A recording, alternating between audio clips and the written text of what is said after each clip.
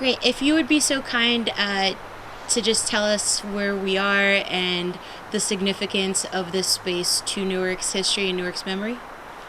Okay. All right. Well, this is Guy Sterling, and I'm standing in front of a tombstone in the Jewish cemeteries on Grove Street in Newark. And this particular tombstone is one under which there are three bodies, three sisters who died in the horrific factory fire here in Newark on November 26, 1910. Young ladies, young women who were working in a sweatshop on High Street. They were buried here together at one time. This particular cemetery holds the bodies of people who were members of different Jewish congregations in the city of Newark. And if you walk through, you'll see that people have been buried from back into the 19th century, all through the 20th century. From the looks of things around it, the cemetery could use a little better upkeep, but anyhow, we're here, and this particular tombstone still seems to be in good shape. It's easy to read and not so easy to find sometimes, but anyhow, we're here, and this has particular significance to me because I've researched that fire, and these were three victims, three sisters from the same family, and no other family experienced this kind of horror from that particular event, which was the worst fatal fire in Newark history. Thank you. Just move just a little bit. Would you be so kind as to tell me about the fire, how it started, some of the causes, maybe how it was received at the time? I read in some of the pieces online that 100,000 workers came the next day as a form of protest. That was in the New York Times. So I was wondering if maybe you could just speak a little bit about the fire itself and how it was received or understood at the time, Sure. as loudly as you possibly can. Well, the fire took place on around 9:30 on a Saturday morning.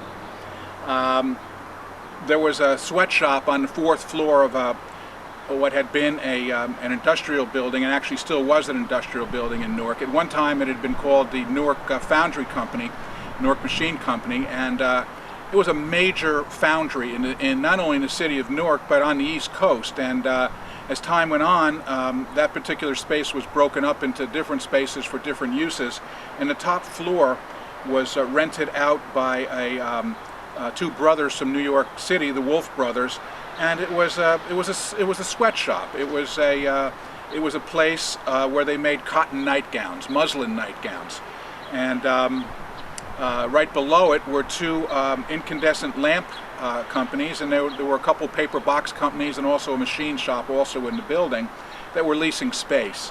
And the fire started on the third floor at one of the lamp companies and spread up before it spread down, so everybody on the third floor and the second floor and the first floor were pretty much able to get out of the building. The people on the top floor, who were all women except for one man, had problems getting out because the fire came right up through the building, and rather than going down and first. And there were about 60 women working on the floor at the time. They were seamstresses, lady garment workers, and as soon as the word spread that there was a fire in the building, they did everything they could to get out. It was quick. It had to be quick. And there were three ways to get out. There were windows at either end of the floor, at the ends of the buildings, where there were what were called then fire escapes, but really weren't much more than drop ladders. And then there was one entrance and exit through the heart of the building, down from the fourth floor to the third floor, and then further down. But the door to from the third floor to the fourth floor had been locked. So that was difficult for them to get out. Most of them went to the ends of the building where they could hopefully get out through these fire escapes. But there was such a backup on either end that and a push to get out that many of the women wound up jumping, or being pushed, but jumping. So of the 26 victims, about 2/3 died from from jumping and 4 stories onto the ground. Some of them died from hitting the ground. Some others were impaled on the fence that surrounded the property and died immediately. The descriptions of the victims who were impaled on the wrought iron fence around the building are very graphic and very upsetting. They all died horrible deaths, but some were more horrible than others. The fire was, moved very quickly, and essentially was up and through this building within 10 minutes. These women essentially had a couple minutes to save their lives, and as I say, 26 of the roughly 60 did not survive. It was a huge event in Newark. It still ranks as the single worst fatal fire. The next day, because word had spread about the fire, one of some of the papers estimated the crowd that came out to see it was 100,000. One of the New York papers had an estimate of 200,000. I don't really know that area would hold 200,000 people in the streets, but even 100,000 seems a little high to me. But I've seen the photographs of the people who came to look at this wreckage and to maybe relate to the families or to the victims, and it was a huge crowd, and it was a huge event in the city's history. It also made headlines across the country for days. Certainly the initial report of the fire and the deaths. It continued to occupy the front pages of the paper for about a month, and then for reasons maybe we can get into later, it kind of just faded from there, and then just faded from the history books almost completely. Thank you for sharing that with me. I was wondering if we could speak next about the importance of remembering the Newark factory fire. As you just alluded, it has really slipped from our history, from our textbooks, from city history, from public history. Maybe you could speak a little bit about the importance of remembering the fire today, and maybe why you think it has been forgotten. Okay, well, I got the sense from reading everything I get my hands on about the fire that the city wanted to put this behind it very quickly, because this was a fire that took place between Thanksgiving and Christmas, and the city and the people in the city did not want this carrying over into the Christmas season. So there was an official investigation of the fire. It was through what was known at the time as a coroner's jury, which we don't have anymore. It was included the participation of 6 upstanding men from the community who really were going to decide how far this investigation was going to go. If they had decided that there was criminal culpability or even potential criminal culpability, then it would have gone on to a grand jury for an investigation and perhaps indictments, like there were in the Triangle fire in New York City. Triangle had a trial. There were settlements in the debt. The coroner's jury in Newark found that there was no culpability here, that no one was to blame, that this particular incident was an accident and misadventure. That's the reason, official reason that was given for the loss of these lives, and no one, either any officials from the city, owners of the building, or owners of the company, was ever held to account for this particular fire. So you find it being a big deal for about a month, and then Christmas comes, and at that point this fire starts to fade from the history pages in Newark, and it starts to fade from the memory of the average citizen. A year after the fire, there was a memorial service for the victims at a church on South Orange Avenue. It happens still to be there, and it's a church that part of my family were parishioners. And there were a few memorial services for other victims around the first year anniversary at other churches in Newark, and then you don't find anything you don't find any other memorial services.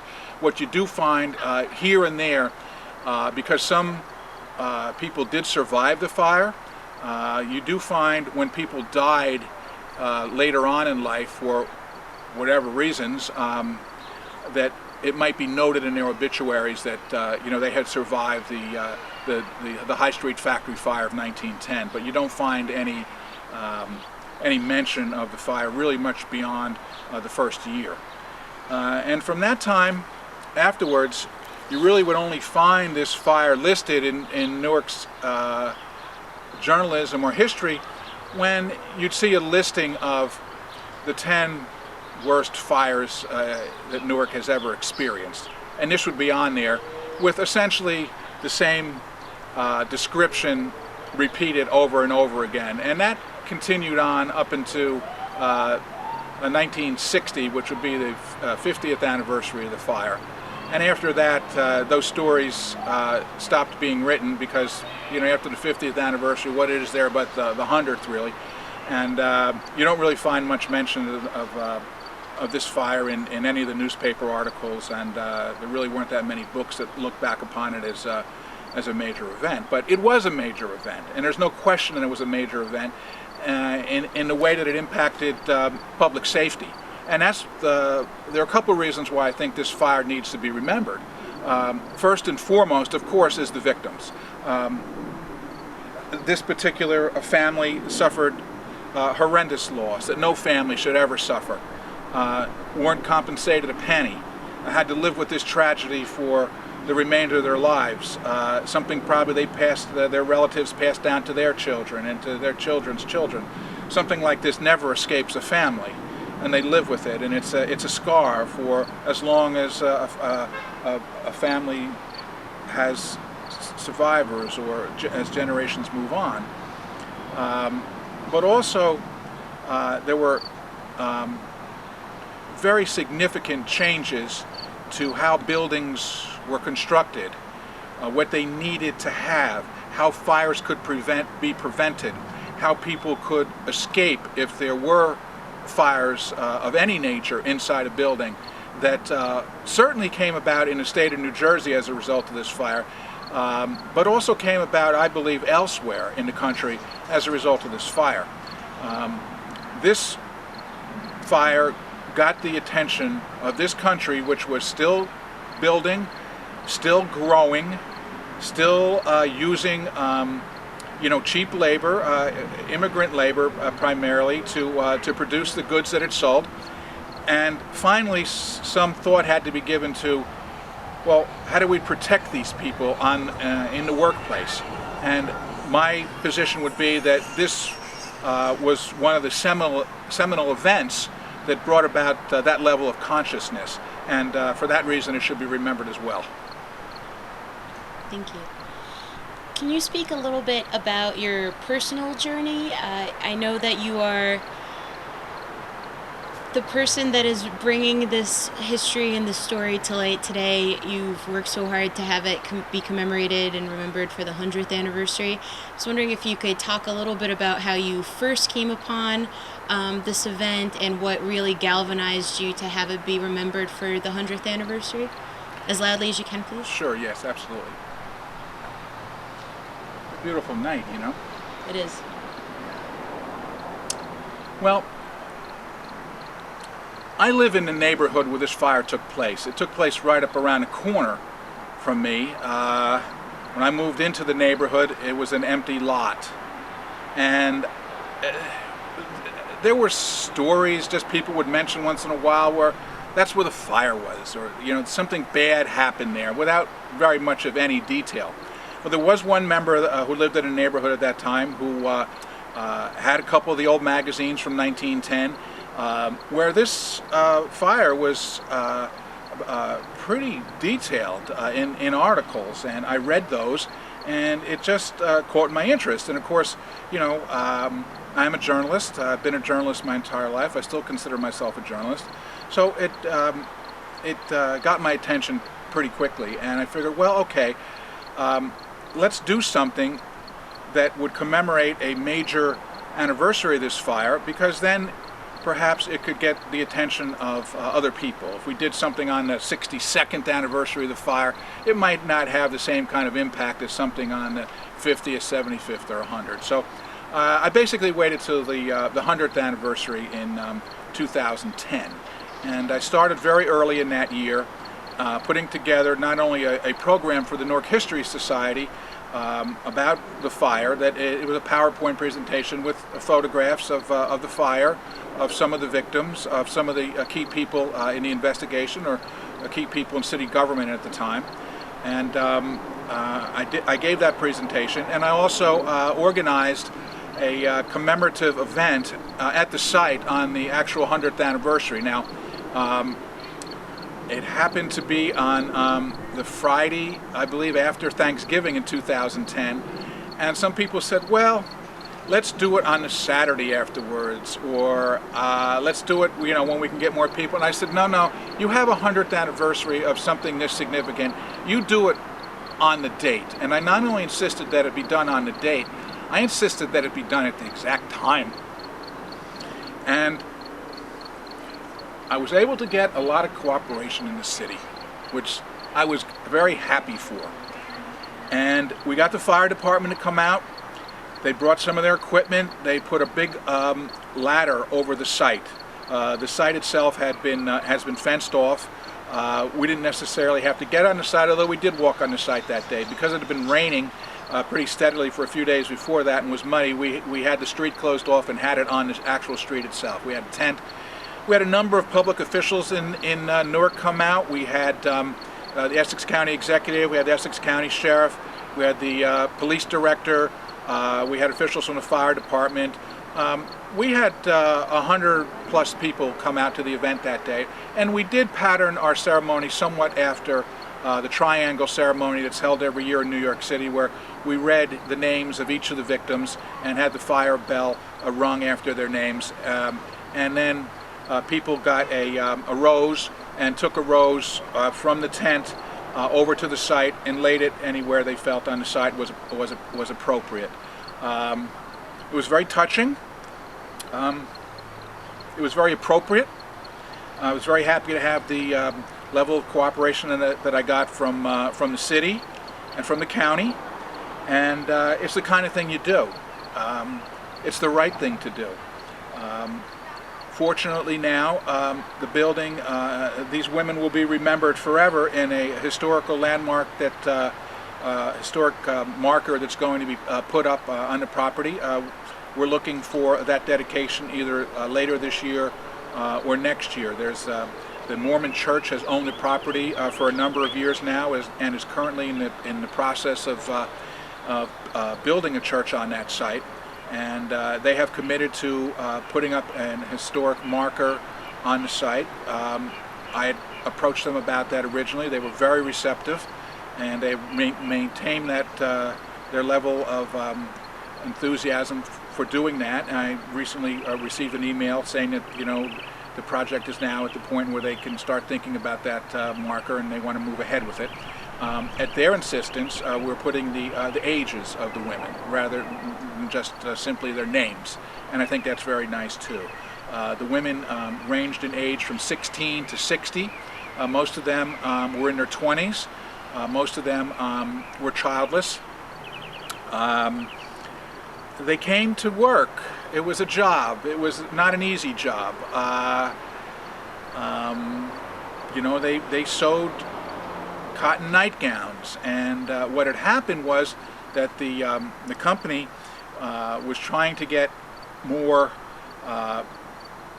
nightgowns produced for the Christmas season that year.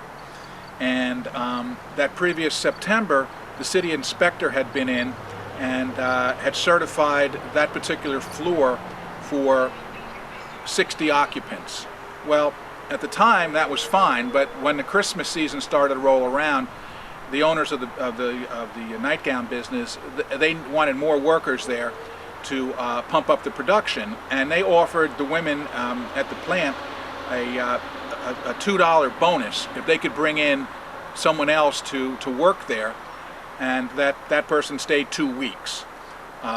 So they were essentially working for $1 a day, and to get a $2 bonus, which is 2 days' pay, was pretty significant to them. So that's why you find that a lot of the victims, or a lot of the people who were working there, even some of the survivors, they all knew each other. They were sisters of one another. They were friends. They were relatives of some sort, associates. These women who were working there brought other people they knew to the plant to get the job, so they could get the bonus and these other people could get the work. In some instances, you find that the victims had only been there a few days, a week or so, or some who weren't really going to work much beyond the Christmas season. I mean, it was just so heart-wrenching to learn, why they were there, and in some cases how little time they were there, and each one of them has an individual story that most of them I've been able to dig out. Some I haven't, but I'm still working on that. I've reached out for some of the families of the victims. It's not easy. It has not been easy. I've found a couple, but they are so far removed from the victims that they have a vague memory of hearing it at some point, but no real archival information to pass along. Although they're always very happy to hear anything that I come up with. But this is all part of the incident. You have something of this nature. It doesn't go away in time. It's there. It happened. It will always be part of Newark's history. Sad, but still a fact. And of course, we hope we don't have any other events to this level or to any horrific level at all, really. But this stands out in Newark's history as something that needs to be remembered and will be remembered. Whether people decide to get involved and to commemorate it at certain points, well, who knows? But this is always going to be there. And I feel fortunate that I was here for the 100th anniversary for this event, so I could bring it back into people's memories, primarily for the victims. And I think as a result of all that, having their names on a bronze plaque at the site of the incident is it's small, but at least they're not going to be forgotten. And we have a commitment from the Mormons that they will keep that landmark there, for as long as the church is there. The church is new. I have no thought at all that they won't be there for a long time. And through that landmark site, they will these women and their names in this incident will be remembered and not forgotten in Newark's history. Thank you.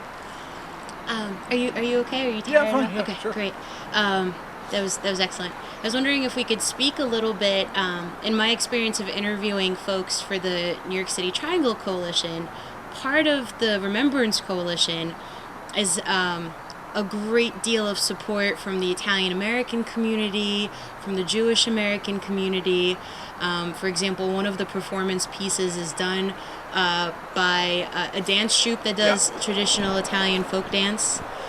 And I was wondering to what extent, maybe if you could speak a little bit about the ethnicity and the cultural backgrounds of these women, and maybe a little bit as to which communities have been involved to what extent in the remembrance, as loudly as you possibly can, because we do have people yelling at us across the street. At us? A little bit. Okay.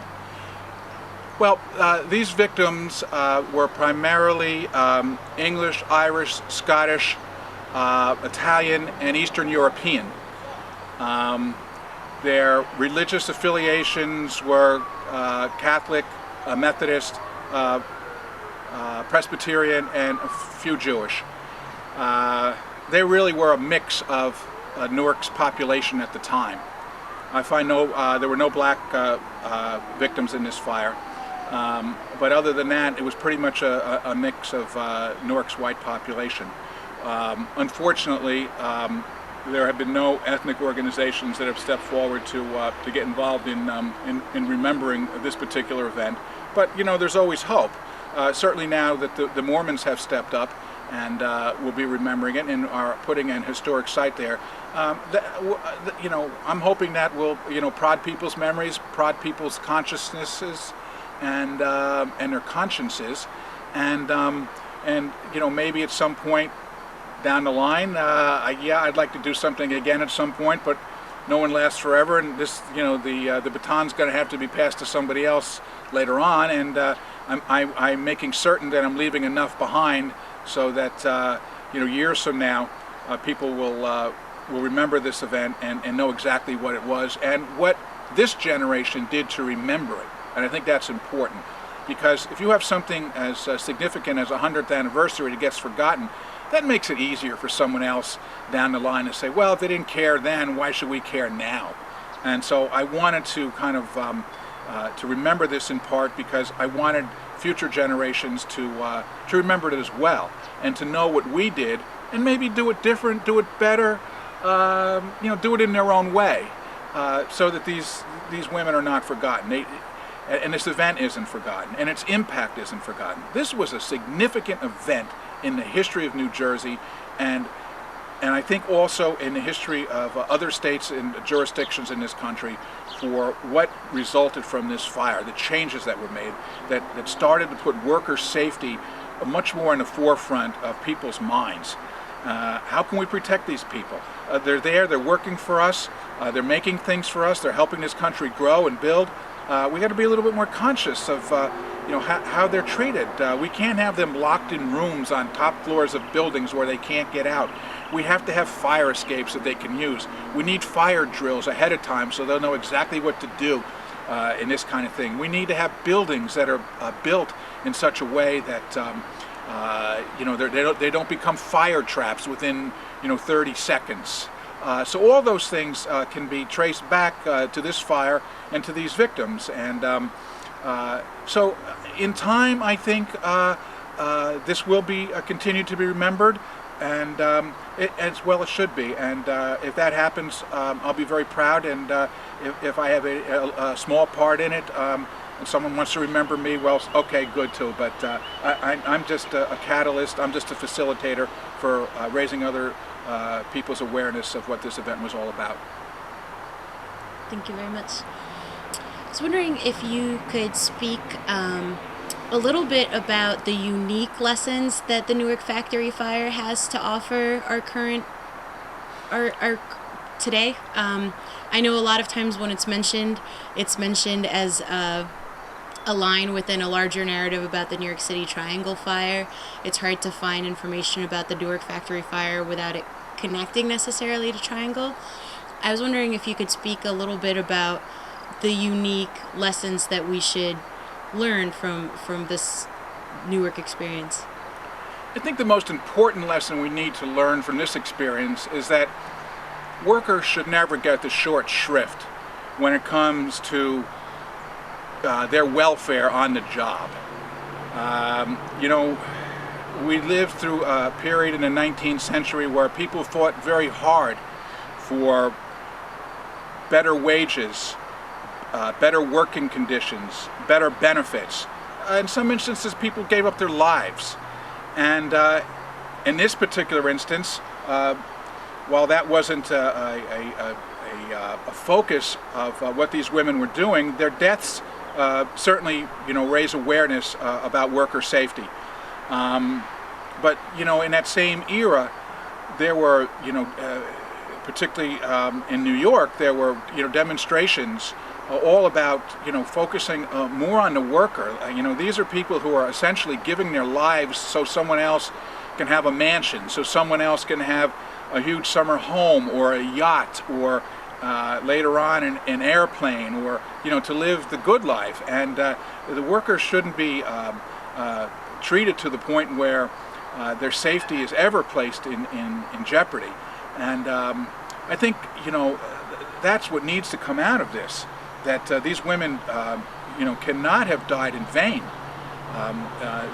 Their sacrifice has to be remembered as something to push us along as a society, not just in 1910 or 1950 or in 2010 or the year 3000, wherever there are workers, wherever there is a workplace, these women have to be remembered, because they made the ultimate sacrifice. Were they out on a picket line? No. Were they handing out leaflets? No. They gave their lives because someone else wasn't thinking about their particular welfare. And on a personal level, I find that very unsettling. But I do know that this fire changed the law in the state of New Jersey. And in Newark as well, obviously, but it changed it throughout the state. And those regulations, although some have been modified and actually improved, they're still on the books. As far as construction codes,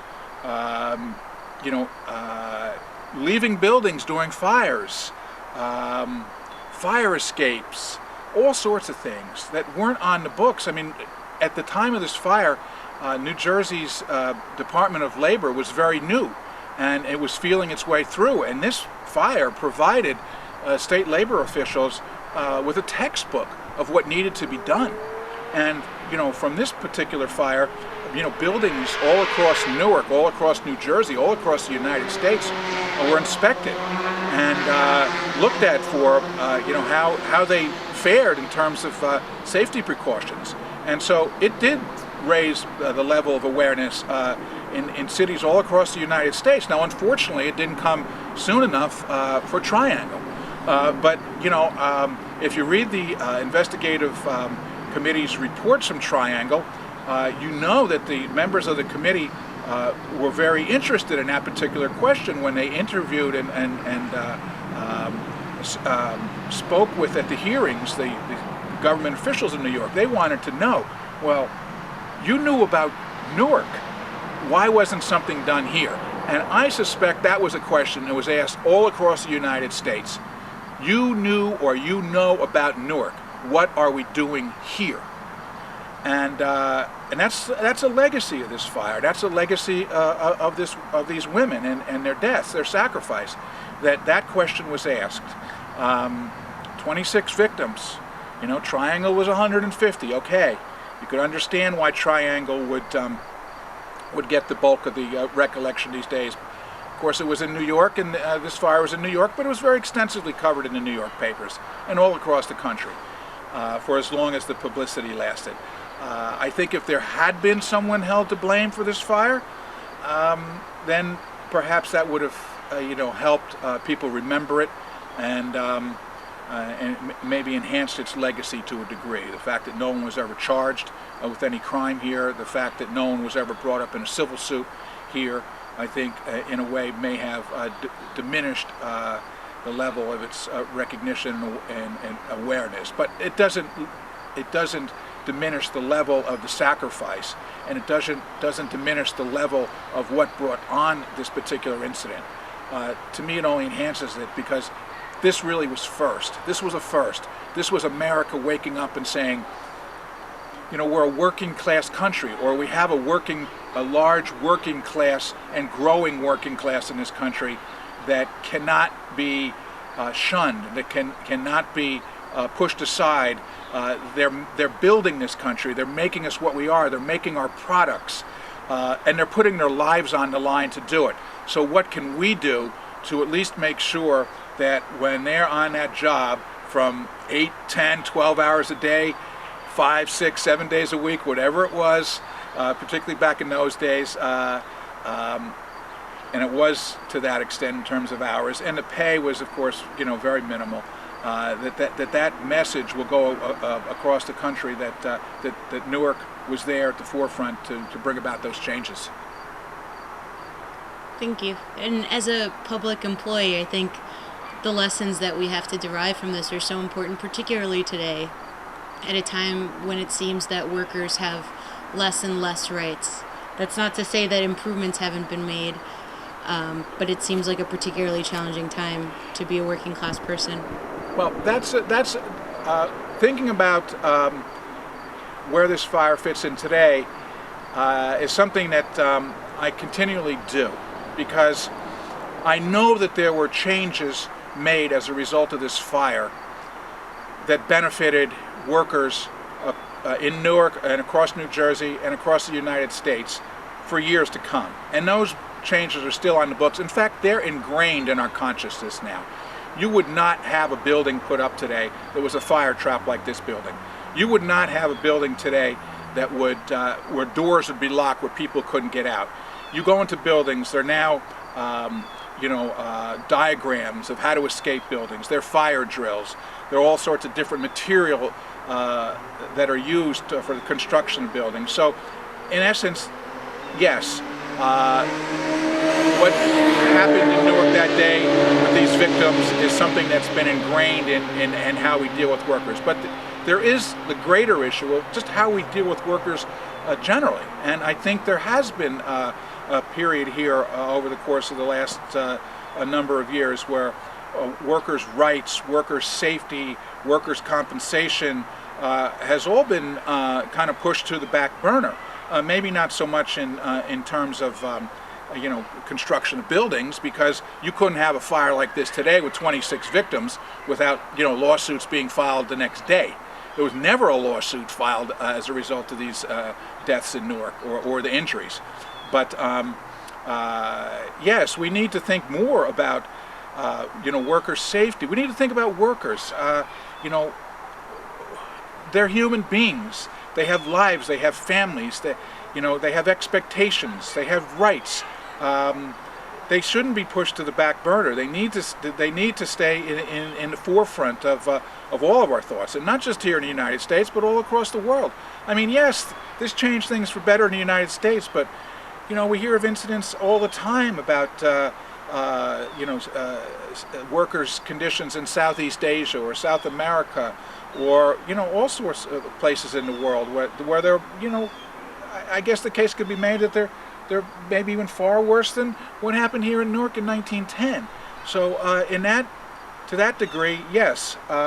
While where changes were made for the positive here as a result of this fire and these victims losing their lives, that benefited Americans for generations to come, I think we should carry that legacy beyond our shores to workers in other parts of the world. What about them? Particularly when they're in the employ of American companies. Why should they be treated differently in Southeast Asia than they would be in the United States? Well, okay, compensation-wise, there may be some question, but in terms of hours on the job, in terms of days working, in terms of child labor laws, I mean, come on. Are we not all human beings with our limits, with our hopes, our dreams, our expectations? Let's use this as a measuring stick to move the world beyond exploitation and to move it into respect for workers everywhere. That's a legacy of the 1910 High Street factory fire in Newark, and that's a legacy that I hope will carry on as a result of the deaths of these 26 women. Thank you. Are you tired at all? No. I'll just my face is a little sweaty because of the Sorry. sun. My glasses are slipping down on my face, so I'll just kind of make sure they stay up. Okay. I was wondering if you could please speak about the plaque itself. I know you mentioned that it's going to be a bronze plaque, and it's going to mention the names of the women and their ages, which I agree with you is extremely important. Sometimes I feel that part of the reason why the New York City Triangle Fire is remembered and commemorated so much, outside of the numbers, outside of the fact that it's Gotham, is because they come up in our cultural imagination as very young girls, which tends to be a symbol of innocence. And I think it's important that we note that one of these women was as old as 6 years old, and there were women who were not just young girls. And I was wondering if you could speak a little bit about the plaque itself, and maybe why bronze? Why the particular material? I know that the 4th precinct also has a bronze plaque, so I was wondering why a bronze plaque and not a monument, or why not an obelisk, or why that particular form, as loudly as you possibly can. Sure.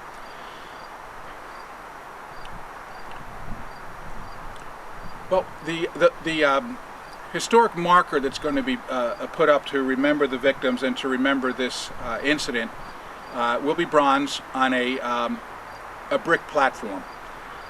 This is all being underwritten by the Mormon Church. They employed an architect to put this together. I've seen the plans. I was consulted on the plans. I have given recommendations on the plans. Bronze was selected for the actual plaque itself because of its enduring quality. You know, bronze statues last. We're standing here in a cemetery full of stones, and you can walk around, and stone has, unfortunately, can have a susceptibility to the elements that bronze won't. Bronze seems to have an element of an enduring quality about it. But I think what we wanted to do in coming up with that plaque was to get as much information on it as possible. But with it being dignified. We very much wanted it to be dignified, and you know, there was never any question that the names of the victims would be on it, and now the ages will be on it as well. There will also be a description of the fire itself that will appear on the top of it.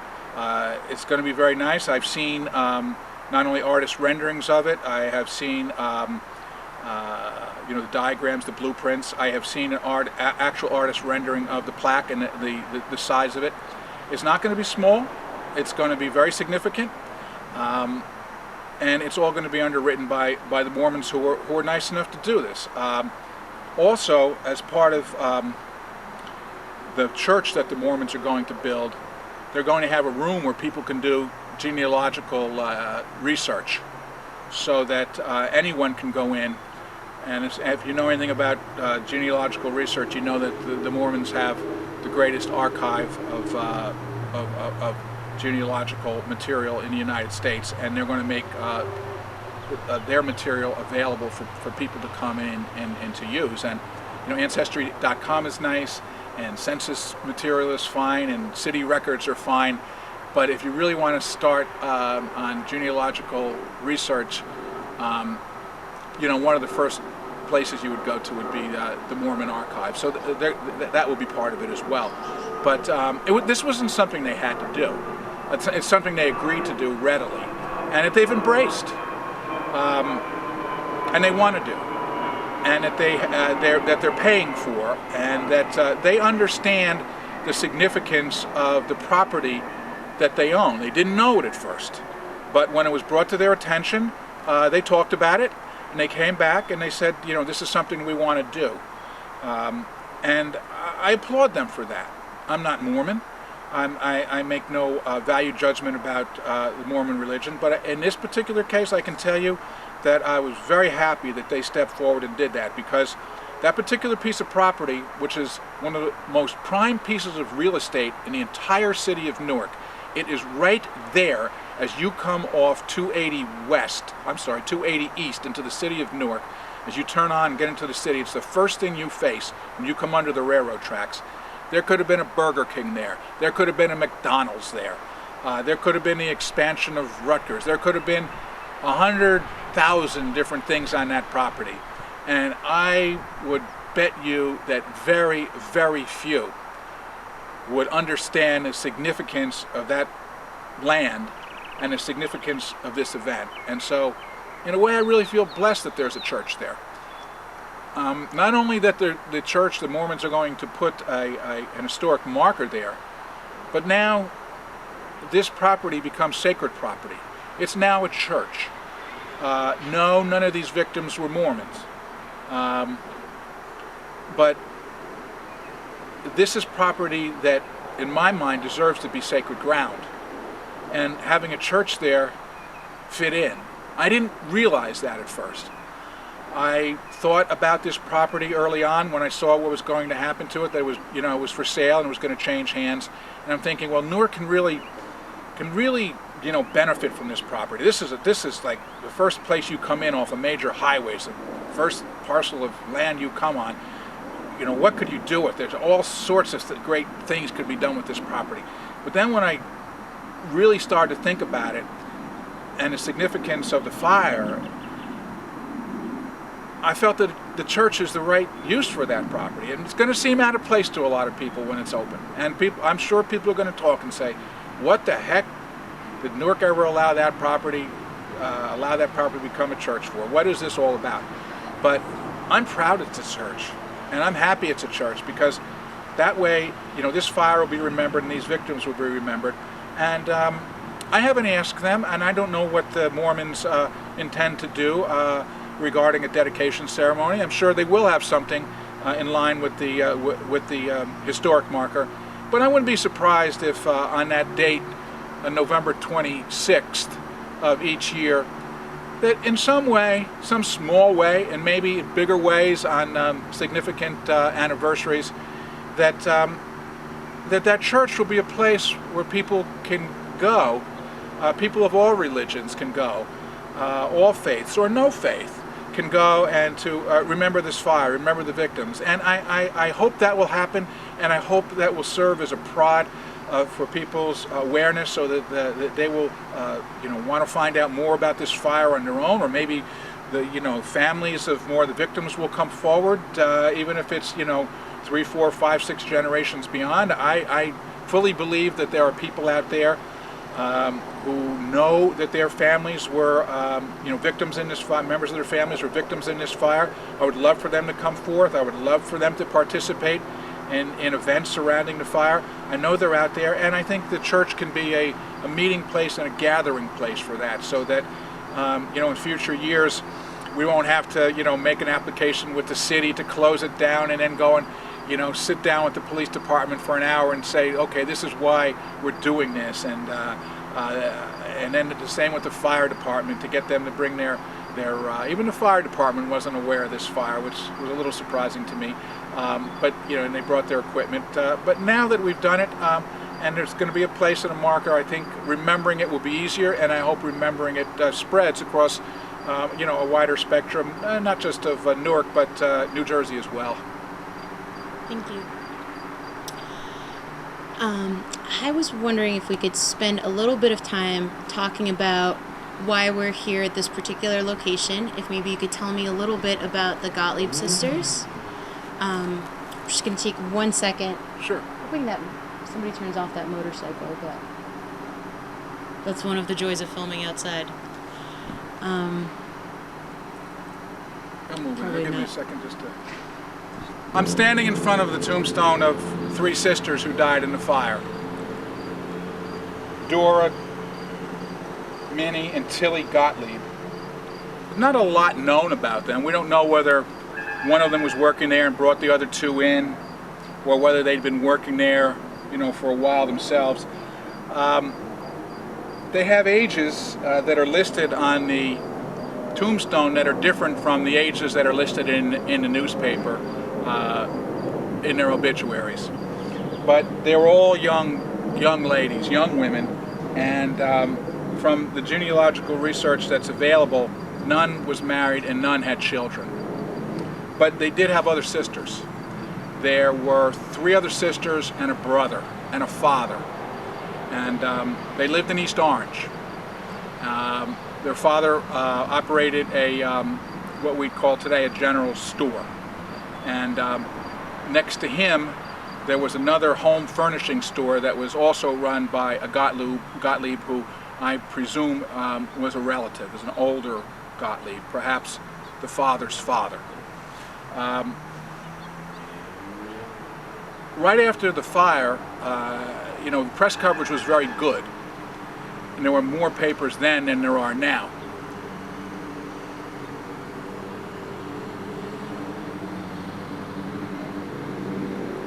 And the reporters picked up pretty quickly the fact that one family had suffered, this kind of loss, three sisters, and they went to the house. They converged upon the house in East Orange, and there are freestanding. Okay, man, you're making your point, but I don't know what it is.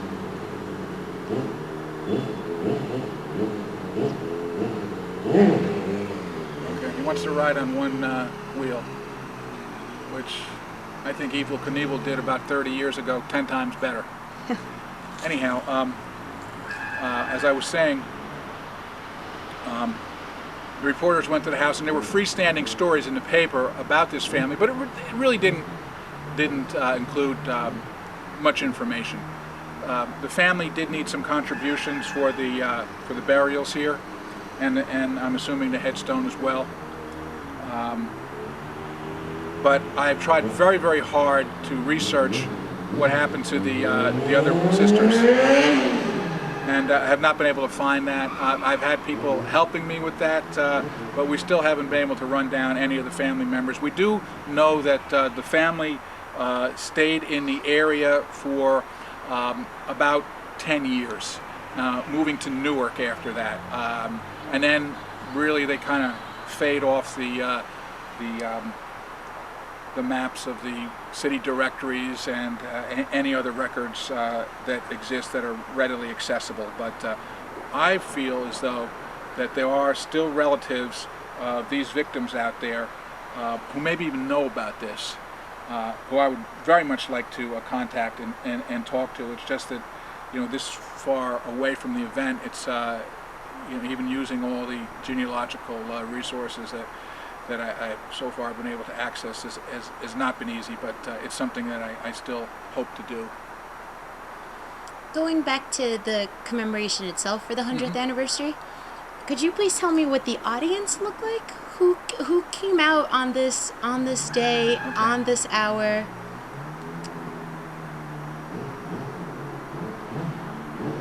I don't know, why doesn't this guy just go out on the highway and go 100 miles an hour? It seems like it was what he'd like to do. I don't think he's doing this to necessarily disrupt what we're doing here, but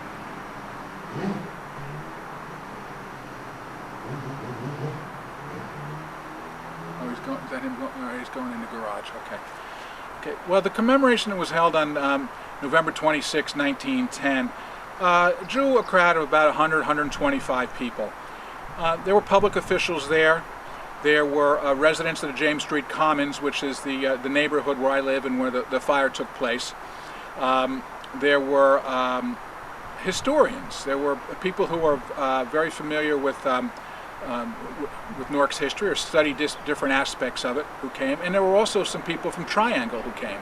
Some of the people who are relatives of the Triangle victims who had heard about it and came. So it was a very interesting and I thought respectable outpouring of people who had some degree of knowledge about this fire. There were firemen there. We had, in addition to the fire department and its the ringing of the bell that they brought and the equipment that they brought down, we also had the fire department's a pipe and drum band, and they played Amazing Grace and another song for us as part of the proceeding, and they didn't need any prompting either. As soon as they knew what this was, you know, I sat down and went over the whole thing. They were on board right from day one. Because it was raining, we did have a tent there, but it was not the nicest day in the world. We also had an alternate site right across the street that was available if we needed it, if the rain got that bad. Interestingly enough, right across the street from the fire at the time was a fire station, and what happened was one of the firemen on duty that day saw the fire, the beginning of the fire, and ran across the street with a fire extinguisher, a hand-held fire extinguisher, to try to put it out, and realized in short order that, you know, this was something much bigger than what a handheld fire extinguisher could put out, and then raced back across the street to sound the fire alarm.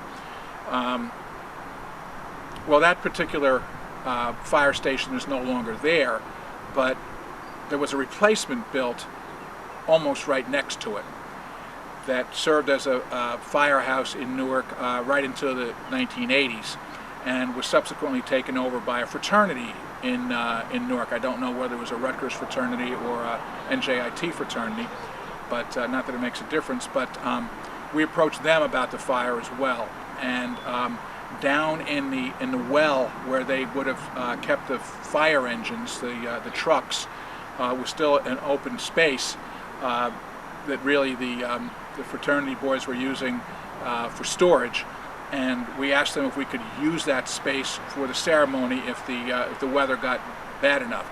So we used it as a staging area, and we also used it for refreshments and just for people to gather afterwards, just to to talk rather than sending them, right home after the ceremony, just for people to get together. So that's where the fire department's pipe and drum band came in and set up their equipment and put on their outfits, and where people kind of congregated before and afterwards. It was very nice of them, and it just was another connection to the incident itself back in 1910. If you could just add to that as loudly as you can. Sure. What did the audience look like? Who came? I'm just curious if you looked out into the crowd, how would you describe the average? The crowd was a mix of people. It was men and women. It was black and white, some Hispanic. There were a fair amount of people who were from the Mormon congregation who came. What has happened is that the Mormon Church has had a congregation in Newark for many years. They rent space down in a building on Wilson Avenue in Newark, and they were told that the congregation would have to get to a certain size before the monies would be released for them to build a church of their own. Well, the congregation got to that size, and it's a primarily Hispanic congregation. So you had blacks, whites, Hispanics, you had old and young, you had government officials, you had retired workers, you had men, women, you had college students. The fraternity boys came over and were part of it. You really had quite a cross-section from the city, which I found to be really great, because every one of those people now will have a memory of this commemoration. And in having a memory of the commemoration, of course, includes a memory of the event, but they can carry that forward in their lives. In fact, the younger people who were there, I was looking upon them saying, great, the younger the better, because they're going to carry the commemoration of this event further on in their lives than I'm going to be able to. And that increases the memory and pushes the memory boundaries beyond just the 100th anniversary or the 125th. Maybe you get up to the 150th, so someone could come back in 25 or 50 years and say, yeah, I was part of the 100th commemoration of that particular event that they had down in Newark. So the audience was, as I say, a real cross-section of residents of Newark. Some people came from outside New York, or Newark. The New Yorkers who came were Triangle people, very interested, very knowledgeable about the Newark fire, wanted to be part of it, felt they had to be part of it. We were very happy to have them there.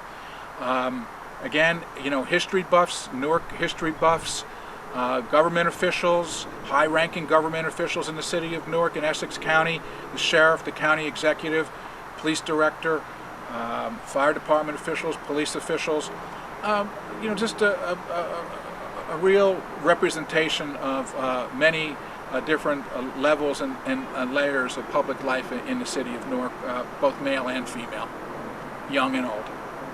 Could you tell me about the structure that is behind you as loudly as possible? Maybe a little bit about the commitment that the Mormon Church made? Okay, sure. I'm standing in front of a church that's under construction. This church and the property where the fire took place are now owned by the Mormon Church. The Mormon Church had a congregation in Newark for many years, but they were renting space in the ironbound section of the city in an office building, and they were looking to have their own space. And the way it's been told to me was that the congregation had to get to be large enough before there could be an outlay of money for a church. Well, it took a while, but that finally happened, and this was the property that the church had, and they've started construction, and they came with their plans pretty early on. I don't really think that they were aware that this had been the site of Newark's worst fatal fire when they took possession of the property, but they seem to be very understanding and receptive to the request from the neighbors that this site be commemorated for what had happened here back in 1910. We proposed something that it be remembered, and the Mormons came up with and we were hoping for an historic marker, but we really didn't have a whole lot of clout in the situation. They could have said no, or they could have said, well, okay, we'll put a framed sheet of paper inside the building. But no, they came forward and said we could do an historic marker here, something significant. And they gave that job to the architect who designed the building. And he's come up with a rendering for this particular historic marker that I think is very nice and very appropriate. It's going to be a bronze plaque situated on a brick platform that's going to be slanted at the top, so you'll be looking at the bronze plaque at an angle. It's going to have 4 or 5 sentences that I composed for the description of the property and the commemoration of the fire. And then it's going to include the names and ages of all of the victims, which I think is very appropriate. And I asked the Mormons church that they would consider that, and they agreed without hesitation whatsoever. And in fact, they even came back later on and said, well, we'd not only like to have the names of the female victims, but we'd like to have their ages as well. So I went back and got the ages of all the victims. I'm still missing one, so I have to find that and get that to them fairly soon, because they're ready to move along. This building now is in a state of construction where they're putting the brick around the outside of the building, and then they'll be, I would assume, finishing that off this summer and then moving to the inside of the building. But they're also getting ready to do some of the site preparation, around the building. And this will be outside. This will be something that people can see, even if they're not inside the church. They'll be able to see if they just walk by. They'll be able to see it if they drive by. Of course, they won't be able to read it, but if they're interested in what they see, they could always stop and come back and see it another time. But it's something that's going to be as visual to the public as really could be, as much as we could have hoped for. And I'm very happy that the Mormon Church decided to do this, and I think they understand the significance of this site and have really embraced it. And they've invited me to all their events that they've had here, the groundbreaking. I'm in on some of their planning for the historic marker, and they asked me for my advice or what my feelings are about certain things. And I've had a very good relationship with them, and I've been very pleased with how they've come into the city and respected what I consider to be one of our most historic sites, particularly in the downtown area. All right, this is Guy Sterling. I'm standing in front of the Burnett Street School on Burnett Street in Newark. This is a school that was opened in 1906, several years before the High Street factory fire. I'm looking across right onto the site where the fire was. And fortunately, the fire occurred on a Saturday morning, so the school was not in session. If it had been in session, this could have been a much greater calamity than it already was. But because it took place on a Saturday morning, the school was not occupied, and that cut down on the potential for problems. This school and the fire site sits in what's known as the James Street Commons. It's an historic district in Newark. It was the first district in Newark that was duly certified as historic by the National and State Registers of Historic Places. The houses here go back to the mid and late 19th century. It's primarily a residential area now, although there are hospitals and the museum and some other institutions. But there are still a lot of the houses from that era that are intact, and people live in them and have worked with them to bring them up to code and to live in them. So they're all, although many people keep the historic details, they've been modernized. And at the time of the fire, the building in which the fire occurred was a factory building, a 4-story brick factory building.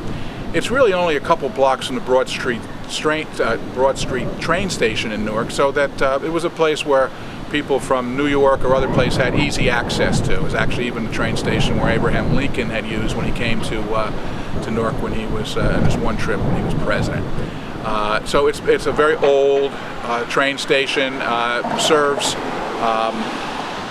The areas west of the city, South Orange, East Orange, all the places in Essex County, but on out to Dover and to places up in North Jersey as well. So it's a place that it's a train station that's been used for many years and still used today with the New Jersey Transit trains providing access to and from New York all the time. The site has been vacant for many years. I'm told, I don't know this for a fact, but I'm told that after the 1910 factory fire there was another factory that was built on the property, and one of the things that factory contained was a button operation. And I know that you will find shells sometimes on the property. I found them myself that had been cut out and used for mother of pearl buttons, but that was not one of the uses at the factory at the time of the 1910 tragic fire. It was a use later on. The Mormon Church took possession of the property sometime within the last 10 or 15 years and has had a plan before the city to build a church here, and has been waiting for the time when it had the finances and a congregation that was large enough to support a congregation. And it has that now, and it's started construction a year and a half or so ago. And it was slow at first, but they've been moving along pretty quickly now, and they're now have the structure, the framework of the structure up, and they're enclosing it in brick. And I'm suspecting that they may be done on the outside this year, and then they'll move to the inside and probably have it opened and operating sometime in 2013. Thank you.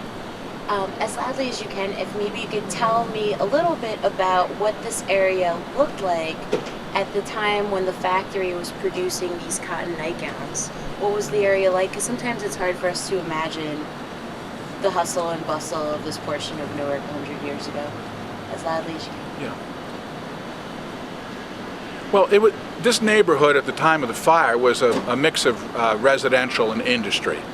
The fire occurred in a factory that had been Newark's biggest and most modern foundry when it was built right before the Civil War. And so it was, in that sense, it was very industrial.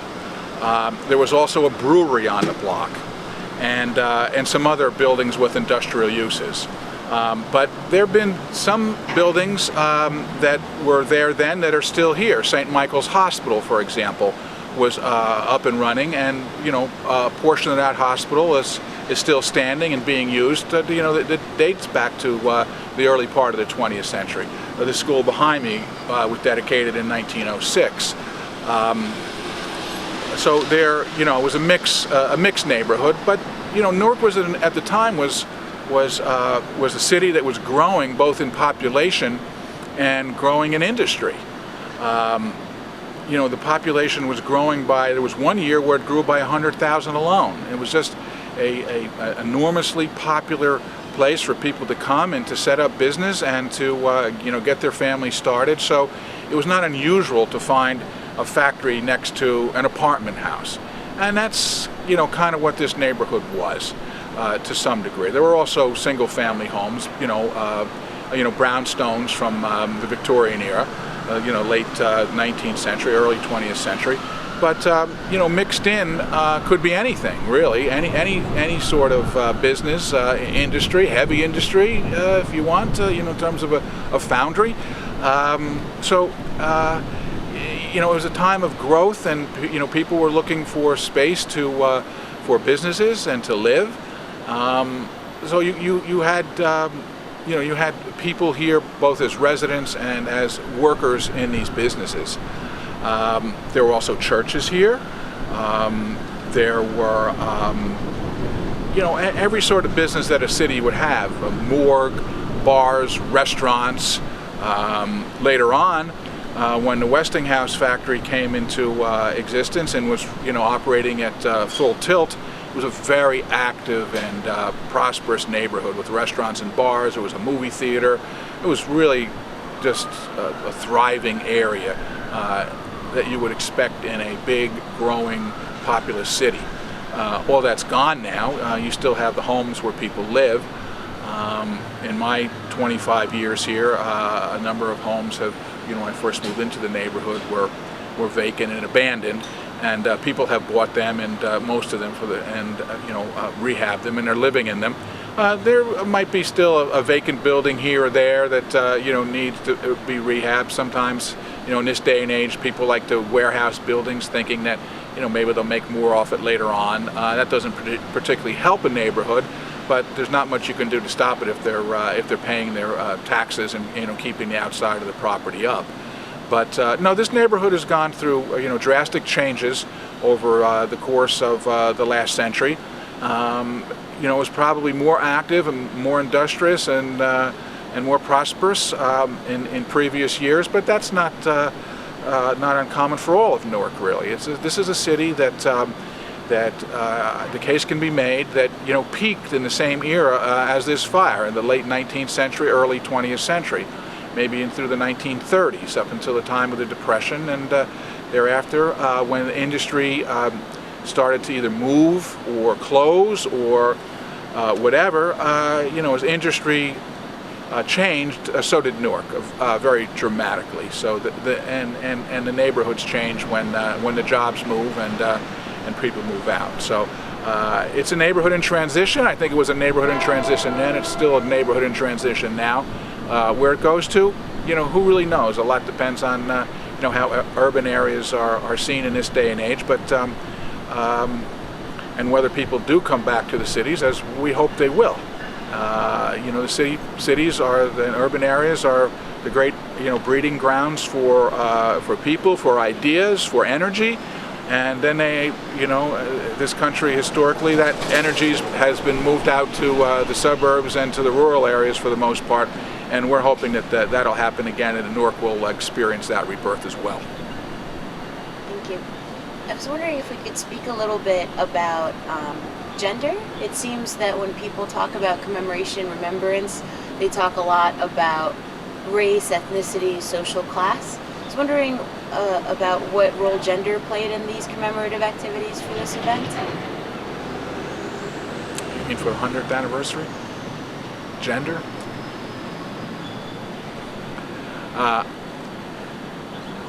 Well, really all I can say is that since there was one person behind it who happened to be a male, middle-aged male who lives in the neighborhood, but I really do think that that there were women who got behind this event because this was a tragedy that claimed the lives of 26 other women. I asked a number of women in the neighborhood to get involved. They came to my presentation on the fire, listened to its history. They may not have been very aware of it before that, but when I tied it into Triangle, and Triangle, of course, is while there were men who died there, was predominantly an event that claimed the lives of women. I think it's something that women relate to, probably a lot easier than men, because the women were victims. I primarily relate to it because of its historic significance. Yes, the victims, but it wouldn't necessarily matter to me whether the victims were male or female. I might feel differently if I were a female and see that the victims were all female.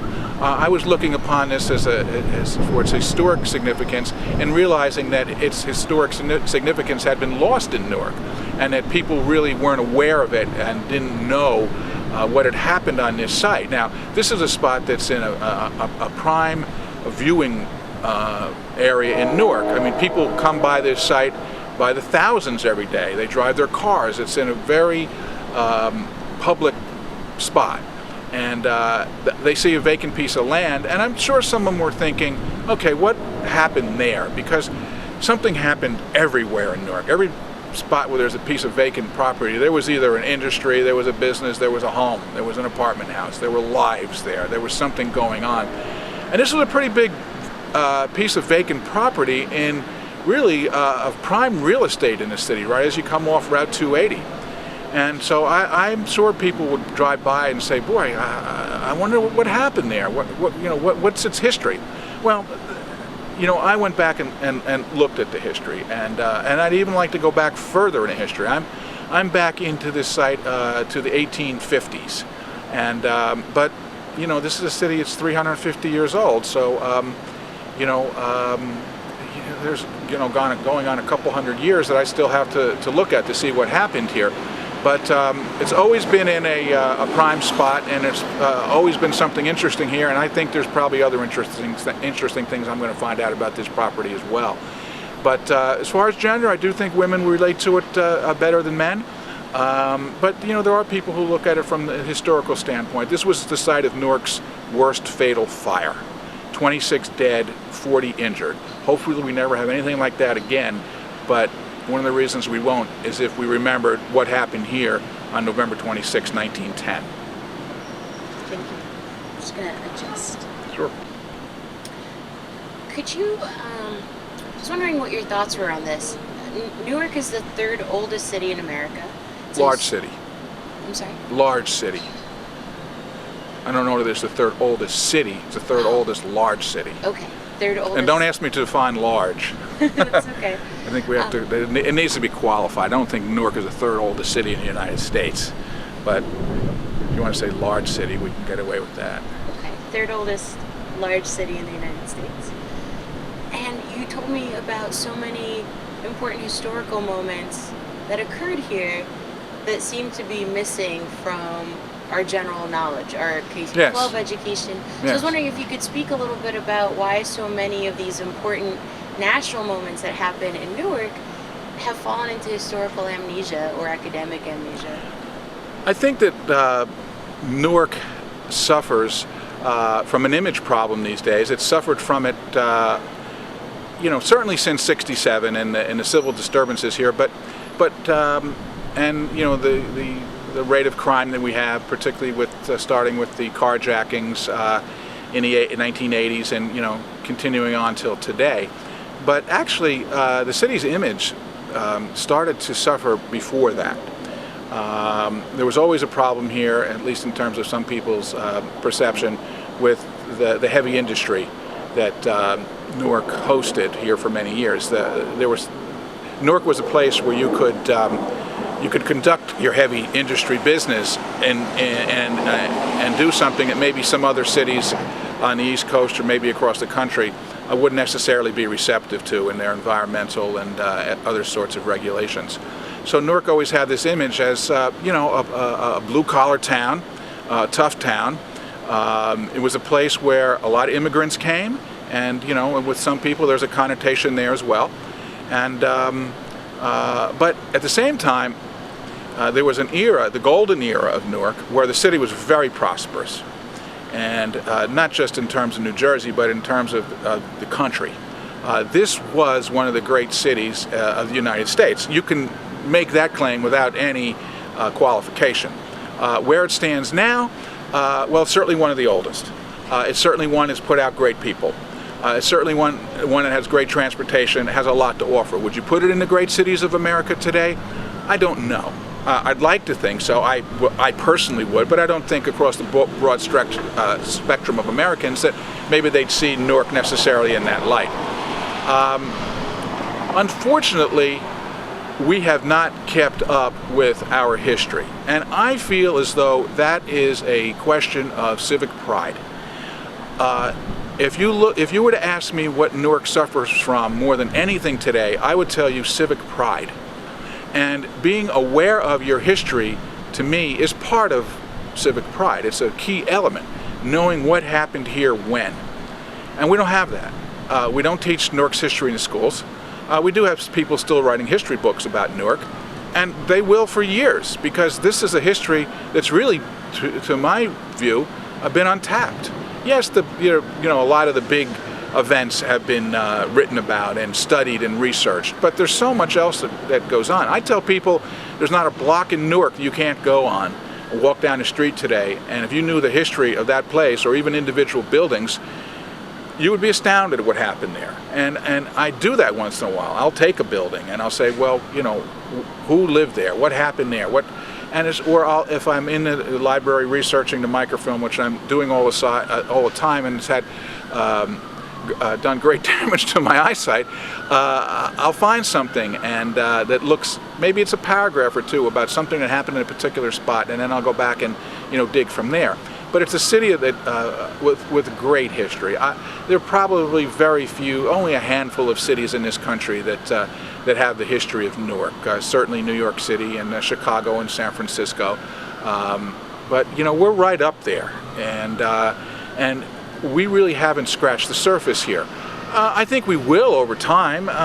I think as people move back to the city and get curious about where they're living and what may have gone on here, they may look into the history of their particular homes or their blocks or the building down the street. But we've let that lapse, and it's a particular I don't want to say a problem for me, but I'm saddened by it. I think we need to know more. There are a couple organizations in the city, the Newark History Society, which I'm part of, and also the Newark Preservation and Landmarks Committee, that make a really good effort at preserving Newark's history and getting Newark's history out to the people. But they're small groups. They're not necessarily they're not funded by government, and these are volunteers who do the best they can under often some very trying circumstances. But they're doing a good job, and but I think everyone in those organizations acknowledges it as well that there's just so much here that can still be unearthed, that we could be at this for a long time and still really not get to where we might want to be. Now, fortunately, there are scholars too who are interested in Newark for a variety of reasons. Not only because it's New Jersey's biggest and best known city, but also because of its age and frankly the people who came from here. You have people like Aaron Burr. You have going back way back to people like Ken Gibson, of Newark's first black mayor, and everyone in between. You have musicians, you have actors, you have writers, Philip Roth, Stephen Crane. I mean, just in any era, there are Newarkers who have been right at the forefront of almost any sort of activity that goes on in America, and those people and their names attract attention. And I think people understand that if you have a writer like Philip Roth, well, Philip Roth just doesn't exist in a vacuum. You have a singer like Sarah Vaughan. Sarah Vaughan doesn't exist in a vacuum. There's a whole community of writers or singers or musicians that they happen to emerge from as the cream of the crop. I just don't think they come out of nowhere. Philip Roth, came from Weequahic High School, one of the great high schools in America for years, considered, at the top, the very top of the list. So he emerged from a very active, intellectually active, vibrant scene here in Newark, as did a lot of people. And so those people bring attention. As they bring attention, then people maybe can dig further into, beyond their names and the things that they were involved in, and look into other events that happened in Newark. But it still, to me, comes down to a question of civic pride. It's a question of having pride in yourself, pride in your neighborhood, pride in the city where you live, and wanting to know about it. That's part of, I think, having the pride. Particularly when there were so many good things that went on here, or in some instances bad things that maybe made grab national attention. But that's all part of the the fabric and the mosaic of a city. You take the good with the bad, but the idea is that you learn and you carry on that intelligence for other generations.